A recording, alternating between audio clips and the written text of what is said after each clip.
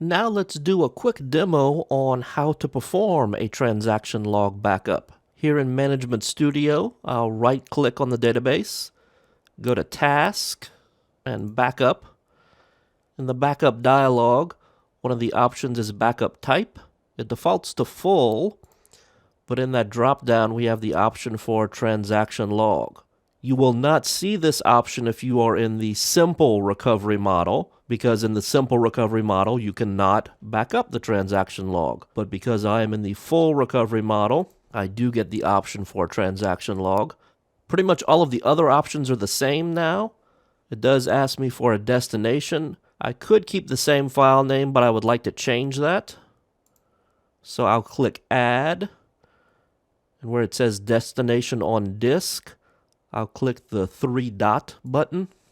I want to keep it in the same folder, but I'm going to give it a different name. Traditionally, full backups and differential backups have the extension BAK, but transaction log backups have the extension TRN.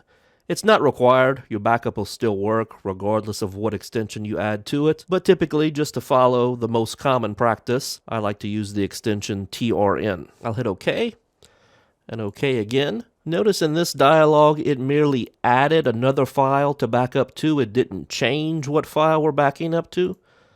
So the original one, the adventure3.back, I'll need to click Remove to get rid of that dialog box. I feel like functions a little different than other dialog boxes that ask for file names. You have the add and remove options rather than just replacing what file it is. But anyway, once that's all done, I'll click OK in the lower right, and I receive an error saying backup log cannot be performed because there is no current database backup. This error message might seem a little odd to you because I have in fact backed up AdventureWorks several times recently, but the most recent thing I did was a restore. And since that restore, there has not been a backup taken. So I'll need to go ahead and take a full backup, and then I can do the transaction log backup. So I'll change the file name back again.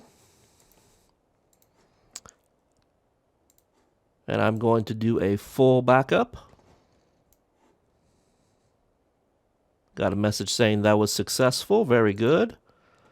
And let's go back into AdventureWorks, right-click, Task, Backup.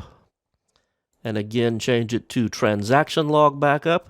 Remove the current file and add the name of the new file we'd like to use. And I'll click OK at the lower right, and this time it says completed successfully. We'll go look at that folder real quick just to make sure something is in there.